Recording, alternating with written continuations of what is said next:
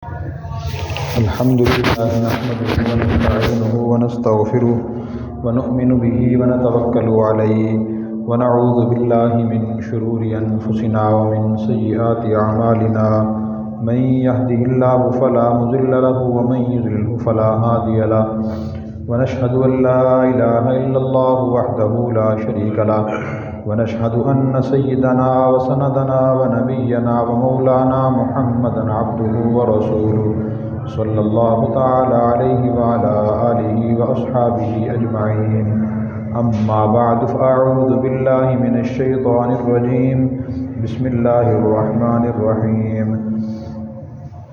ظهر الفساد في البر والبحر بما كسبت أيدي الناس ليذيقهم بعض الذي عملوا لعلهم يرجعون وقال النبي صلى الله عليه وسلم اشد البلاء انبیاء ثم الامثل فالامثل او كما قال عليه الصلاة والسلام صدق الله مولانا العلي العظيم وصدق رسوله النبي الكريم ونحن على ذلك لمن الشاهدين والشاكرين والحمد لله رب العالمين۔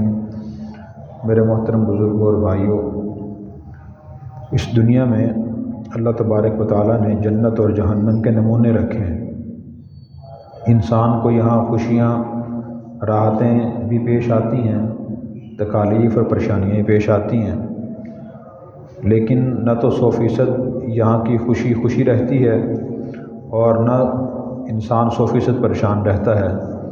100% خوشی اور اپنی چاہت کے مطابق جنتیں ملیں گی، اور 100% پریشانیاں اور تکالیف جہنم میں ہوں گی۔ تو کچھ نمونے اللہ نے دنیا میں رکھے ہیں، جنت کے بھی اور جہنم کے بھی، اور یہ تکالیف پریشانیاں ہر آدمی کو پیش آتی ہیں، غریب آدمی کو بھی، مالدار کو بھی، مسلمان کو بھی، غیر مسلم کو بھی، اللہ کے نیک فرمانبردار بندوں کو بھی، نافرمانوں کو بھی، ہر طرح کے لوگوں کو پیش آتی ہیں تکالیف۔ یہ تکالیف اور پریشانیاں کیوں پیش آتی ہیں؟ قرآن کریم اور حدیث ان کے بارے میں کیا کہتے ہیں؟ آج ہم تھوڑا سا یہ عرض کریں گے قرآن و سنت کی روشنی میں۔ قرآن کریم اور حدیث کے مطالعے سے پتہ چلتا ہے کہ دنیا میں انسانوں پر آنے والی تکالیف، مصیبتیں، پریشانیاں دو قسم کی ہوتی ہیں۔ نمبر 1، بعض تکالیف اور پریشانیاں تو اللہ تعالیٰ کی طرف سے عذاب بن کر آتی ہیں یا تنبیہ بن کر آتی ہیں کہ انسان غفلت میں مبتلا تھا، اسے متنبہ کیا جائے، تنبیہ کی جائے، اس نے جرائم کیے، گناہ کیے، فرائض ادا نہیں کیے، تو اسے اللہ کی طرف متوجہ کیا جائے۔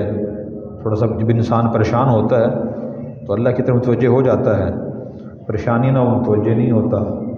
یہ بات بھی قرآن کریم میں اللہ تعالیٰ نے خود بیان فرمائی ہے۔ 21ویں پارے کے سورہ روم میں اللہ نے یہ بات ارشاد فرمائی، ظہر الفساد فی البر والبحر بما کسبت ایدی الناس، کہ خشکی اور تری میں فساد ظاہر ہو چکا ہے، بما کسبت ایدی الناس، لوگوں کے اپنے ہاتھوں سے کیے ہوئے اعمال کی وجہ سے۔ بما کسبت ایدی الناس کے الفاظ بتا رہے ہیں کہ اپنے گناہوں کی وجہ سے بھی انسان پہ تکالیف اور پریشانیاں آتی ہیں۔ کیوں بھیجی اللہ نے تکلیف پریشانی؟ لیذیقہم بعض الذی عملوا لعلہم یرجعون، تاکہ اللہ تعالیٰ لوگوں کو ان کے کیے ہوئے کچھ کاموں کو مزہ چکھائیں اور تاکہ وہ نافرمانی سے اللہ کی اطاعت کی طرف واپس آ جائیں۔ یہ قرآن کریم کی آیت ہے۔ اسی طرح ایک اور آیت بھی ہے قرآن کریم میں، سورہ سجدہ میں ہے، فرمایا کہ وَلَنُذِيقَنَّهُم مِّنَ الْعَذَابِ الْأَدْنَىٰ دُونَ الْعَذَابِ الْأَكْبَرِ لَعَلَّهُمْ يَرْجِعُونَ۔ اللہ فرماتے ہیں ہم لوگوں کو ضرور چکھائیں گے، مزہ چکھائیں گے، من العذاب الادنیٰ، چھوٹے عذاب کا ذائقہ، مزہ بڑے عذاب سے پہلے، لعلہم یرجعون، تاکہ وہ واپس آ جائیں۔ قرآن کریم کی آیت ہے۔ تو اس سے بھی معلوم ہوتا ہے کہ آخرت میں تو بڑا عذاب آخرت میں ہوگا، اللہ بچائے ہمیں اس سے، لیکن کچھ گناہوں کی سزا انسان کو اللہ دنیا میں بھی دیتے ہیں تاکہ واپس اللہ کی طرف آ جائے۔ اسی طرح ایک اور آیت ہے سورہ عنکبوت میں ہے، اللہ نے فرمایا کہ فَكُلًّا أَخَذْنَا بِذَنبِهِ، ہم نے تمام نافرمان قوموں کو پکڑا ان کے گناہ کی وجہ سے۔ فَمِنْهُمْ مَنْ أَرْسَلْنَا عَلَيْهِ حَاصِبًا، بعض نافرمان قوموں پر ہم نے تیز ہوا کا عذاب بھیجا، ومنہم من اخذتہ الصیحہ، بعض نافرمان قوموں پر چیخ کا عذاب آیا، ومنہم من خسفنا، اور بعض کو اللہ فرماتے ہیں زمین میں دھنسا دیا، ومنہم من اغرقنا، اور بعض کو پانی میں ڈبو دیا۔ فرعونی قوم پانی میں ڈوبی، حضرت شعیب علیہ السلام کی قوم پر چیخ کا عذاب آیا، زلزلے کا عذاب آیا، اور قوم عاد پر ہوا کا عذاب آیا۔ تو یہ باتیں اس لیے میں دیکھیں کلیئر کٹ باتیں قرآن کریم کی، تو اس پہلو کو سوچنا بھی ضروری ہے۔ ہماری اکثر ذہنیت یہ ہے لوگوں کی کہ آدمی جب دوسروں کو تکلیف پریشانی پیش آتی ہے تو اکثر بندہ کہتا ہے کہ جی اس نے فلاں گناہ کیا تھا نا، تو اللہ تعالیٰ کی پکڑ آتی ہے، اللہ بچائے، بس بندے کو فلاں گناہ نہیں کرنا چاہیے تھا۔ لیکن اپنے بارے میں اکثر ہم مطمئن رہتے ہیں، اور ہمارے دوست احباب ہمیں تسلی دیتے رہتے ہیں کہ جی اللہ اپنے پیاروں پہ تکالیف بھیجتا ہے، اپنے پیاروں پہ اللہ مصیبتیں بھیجتا ہے۔ دیکھو جی حضور پہ بھی تکلیف آئی، صحابہ پہ تکالیف آئی، ابراہیم علیہ السلام پہ بھی آئی، تو ہم چیزوں کو ملا جلا دیتے ہیں ایسے، تو ملانا جلانا نہیں چاہیے۔ ایک پریشانی کی قسم یہ ہے کہ انسان کے اپنے گناہوں کی وجہ سے اللہ فرما رہے ہیں کہ میں تکالیف، پریشانیاں، عذاب بھیجتا ہوں۔ ہم کیسے اپنا چیک اپ کریں، کیسے دیکھیں کہ میری تکلیف، پریشانی یہ عذاب بن کر آ رہی ہے یا رحمت بن کے آ رہی ہے؟ اس کی نشانی کیا ہے، اس کی علامت کیا ہے؟ تو اس کی علامت ایک یہ ہے کہ نمبر ایک، آدمی سب سے پہلے تو اس کے پاس، مسلمان کے پاس شریعت کا علم ہونا چاہیے۔ ایک بڑا مسئلہ ہمارا یہ ہے کہ علم نہیں شریعت کا، اور اس علم کی روشنی میں آدمی دیکھے کہ اللہ کی طرف سے میرے ذمے جو اللہ کے حقوق ہیں، بندوں کے حقوق ہیں، وہ میں ادا کر رہا ہوں یا نہیں کر رہا، یعنی فرائض کو۔ اگر آدمی فرائض کو ادا کر رہا ہے، نمبر دو، کسی بڑے گناہ میں مبتلا نہیں ہے۔ چھوٹے گناہ تو معاف ہو جاتے ہیں، صغیرہ گناہ، آدمی نماز پڑھتا ہے، تسبیح کرتا ہے، تلاوت کرتا ہے، وضو کرتا ہے، صدقہ خیرات کرتا ہے، چھوٹے گناہ اس سے معاف ہوتے رہتے ہیں۔ لیکن جو بڑے گناہ ہیں تو ان کی وجہ سے بھی تکالیف آتی ہیں۔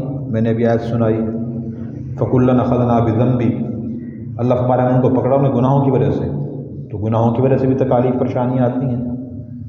تو ہم یہ جو دو چیزیں دیکھیں، نمبر ایک، کوئی فرض کام تو نہیں چھوڑ رہے، یہ فرض کام کر رہے ہیں وہ صحیح طریقے سے کر رہے ہیں یا نہیں کر رہے، نماز پڑھ رہے ہیں، بھئی نماز کا طریقہ بھی سیکھا ہے یا نہیں، نماز کے فرائض کیا ہیں، واجبات کیا ہیں، شرائط کیا ہیں، سنتیں کیا ہیں، وہ صحیح ادا کر رہے ہیں یا نہیں، زکوٰۃ دے رہے ہیں، اس دین کی تعلیمات مطابق دے رہے ہیں یا نہیں دے رہے۔ تو ایک تو یہ چیز دیکھنا ضروری ہے۔ نمبر دو، کسی کبیرہ گناہ میں مبتلا تو نہیں ہے۔ حضور صلی اللہ علیہ وسلم نے اپنی حدیث میں کبیرہ گناہوں کی ایک پوری لسٹ بیان کی ہے۔ اکبر الکبائر الاشراک باللہ، حقوق الوالدین، قتل النفس و شہادۃ الزور، کہ بڑے بڑے کبیرہ گناہ آپ نے فرمایا کہ یہ ہیں اللہ کے ساتھ شریک کرنا، کسی شخص کو ناحق قتل کرنا، والدین کی نافرمانی کرنا، جھوٹی گواہی دینا، اسی طرح کسی پہ ظلم و ستم کرنا، کسی کی زمین پر ناحق قبضہ کر لینا، کسی کی دکان پہ قبضہ کر لینا، کسی سے پیسے زبردستی چھین لینا، وراثت کا مال اپنے پاس کسی کا ہے، بہن بھائیوں کا، دوسروں کا وہ نہ دینا، قرض لے لیا باوجود استطاعت کے واپس نہ کرنا، یہ کبیرہ گناہ ہے۔ کسی پہ جھوٹا الزام لگانا، غیبتیں کرنا، چغلیاں کرنا، تو یہ سب کبیرہ گناہ ہیں۔ یہ دیکھیں ہم، یہ بڑے بڑے علماء کرام کی بات بتا رہا ہوں میں۔ ہمارے استاد تھے مفتی اعظم پاکستان مولانا مفتی محمد رفیع عثمانی رحمۃ اللہ علیہ، مفتی پاکستان صاحب بڑے بھائی تھے، مفتی اعظم پاکستان تھے۔ جب بھی ان سے کوئی بندہ کہتا تھا پریشان ہوں میں، وہ یہ بات فرماتے تھے، سب سے پہلے فرائض دیکھیں کہ فرض تو نہیں چھوٹ رہا، نمبر دو کبیرہ گناہ دیکھیں، کسی بڑے کبیرہ گناہ میں مبتلا تو نہیں ہے۔ جیسے انسان کسی اپنی گورنمنٹ کا جرم کرتا ہے تو فوراً پولیس حرکت میں آتی ہے اور مجرم کو پکڑنے کی کوشش کرتی ہے کہ بھئی اس نے قتل کیا، اس نے کسی کو زخمی کر دیا، دیکھیں تلاش کریں وہ کہاں ہیں، پولیس پیچھے لگ جاتی ہے نا۔ دنیا کی پولیس سے تو انسان بچ سکتا ہے، چھپ کے روپوش ہو جاتا ہے، لیکن اللہ کی پولیس سے تو انسان نہیں بچ سکتا، ہر وقت اللہ کے سامنے ہے۔ تو اللہ بھی اسی طرح جرائم کی سزا دیتے ہیں انسان کو۔ دوسری چیز یہ ہے، اور تیسری چیز یہ ہے کہ اگر تکلیف پریشانی آنے کے بعد انسان اللہ کی طرف اور متوجہ ہو جائے، مثلا نماز زیادہ پڑھنا شروع کر دی، توبہ استغفار کرنا شروع کر دیا، تو یہ اس بات کی علامت ہے کہ یہ تکلیف، یہ پریشانی اللہ کی طرف سے رحمت بن کے آئی ہے، عذاب بن کے نہیں آئی۔ کہ خدا نہ خواستہ بندہ اور گناہوں میں مبتلا ہو گیا، تکلیف پریشانی آئی، اس نے تقدیر پہ شکوہ شکایت شروع کر دیا، معاذ اللہ یہ کہنا شروع کر دیا کہ اللہ تعالیٰ کو صرف میں ہی ملتا ہوں، بیوی میری بیمار، بچے بیمار، روزگار اچھا نہیں ہے، فلاں کام بھی غلط ہے، فلاں کام بھی ٹھیک نہیں چل رہا، الٹا یہ تکلیف پیش آ گئی، کہ پتہ نہیں ہمارے گھر پہ مصیبتیں کیوں آ رہی ہیں۔ اگر شکوہ شکایت بندہ شروع کر دیتا ہے، اللہ سے اور دور ہو جاتا ہے، تو قرآن و سنت ہمیں بتاتے ہیں کہ یہ تکلیف پریشانی انسان پہ اللہ کا عذاب بن کے آئی ہے۔ تو اس لیے ہمیں اس کا جائزہ لینا چاہیے، اور ہر ایک شخص کو یہ کہنا بھی نہیں چاہیے۔ ماں باپ خاص طور پہ انسان کو صرف یہی پہلو دکھاتے ہیں کہ جی اللہ اپنے پیاروں میں تکلیف بھیجتا ہے، یہ دوست احباب جب کوئی بڑا آدمی ہے، چاپلوس قسم کے لوگ اس کو یہی پہلو دکھاتے رہتے ہیں، حالانکہ اس نے بڑے جرائم کیے ہوتے ہیں، لوگوں پہ ظلم کیے ہوتے ہیں، زیادتیاں کی ہوتی ہیں، اس کو اس وقت یہ بات کہنا غلط اور گناہ ہے۔ اللہ اسے تنبیہ کرنا چاہتے ہیں، لیکن ہم اس توجہ اس کی اس طرف سے ہٹا رہے ہیں۔ ہم کہہ رہے ہیں نہیں جی اللہ اپنے پیاروں میں تکلیف بھیجتا ہے، آپ پریشان نہ ہوں، اور جی تکلیف سے جو نا اللہ گناہ معاف کرتا ہے جی، تو اس وقت یہ پہلو نہیں بیان کرنا چاہیے، دین کی تعلیمات کے خلاف ہے۔ ہاں ایک آدمی اپنی زندگی میں نیک ہے اور وہ فرائض واجبات کو بھی ادا کرتا ہے، بظاہر کسی بڑے گناہ میں مبتلا بھی نہیں ہے، پھر اس پہ جو تکلیف پریشانی پیش آ رہی ہے تو وہ اللہ کی طرف سے درجات بلند کرنے کے لیے آتی ہے۔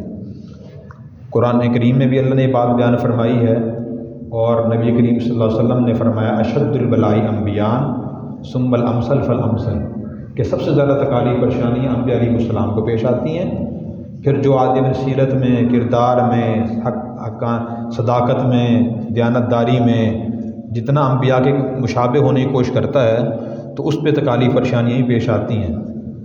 ویسی تکالیف انبیاء کو پیش آئی ہیں، سارے انبیاء کو پیش آئی۔ حضرت نوح علیہ السلام کو 950 سال اپنی قوم سے تکالیف کا سامنا کرنا پڑا۔ حضرت موسیٰ علیہ السلام کو بنی اسرائیل نے بہت زیادہ پریشان کیا، پھر ان پہ اللہ نے سزائیں بھیجی ہیں بہت زیادہ۔ اسی طرح حضرت ابراہیم علیہ السلام کو آگ میں ڈالا گیا، بیوی بچے کے بارے میں فرمایا گیا دور چھوڑا ان کو بیت اللہ کے پاس۔ اسی طرح نمرود نے ان کو تکالیف پہنچائیں۔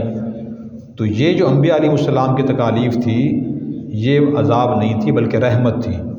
تو جس آدمی کی سیرت اور کردار انبیاء کے مشابہ ہے، مجموعی لحاظ سے اپنی زندگی میں نیک ہے، جرائم میں مبتلا نہیں ہے، تو اس پہ جو تکالیف پریشانیاں آتی ہیں وہ درجات بلند کرنے کے لیے آتی ہیں، وہ اللہ کی رحمت ہوتی ہیں، اور اللہ اس لیے بھیجتے ہیں تاکہ ان میں مزید پختگی پیدا ہو۔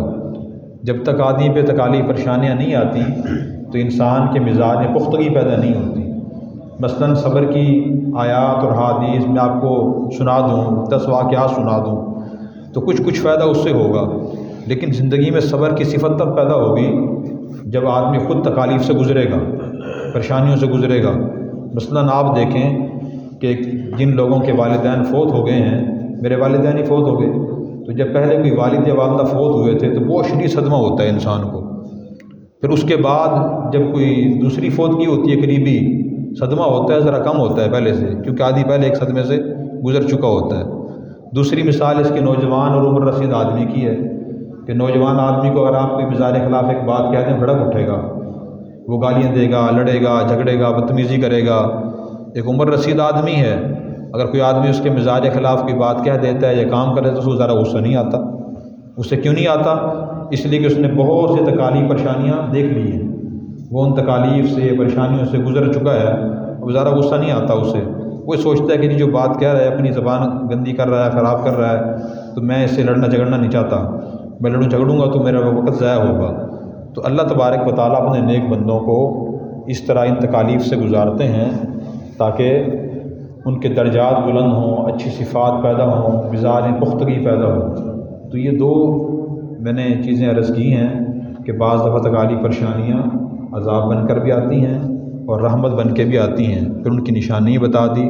تو ہمیں دوسروں کے بارے میں اچھا گمان کرنا چاہیے کہ جو آدمی بیمار پریشان ہو، لیکن اپنے بارے میں جب بھی کوئی تکلیف پریشانی پیش آئے تو یہ سوچیں میں کسی گناہ میں مبتلا تو نہیں ہوں، کوئی فرض کام تو نہیں چھوڑ رہا، ظلم زیادتی تو نہیں کسی پر کر رہا۔ اگر ایسی کچھ بات ہو تو انسان اس کی اصلاح کرنے کی کوشش کرے۔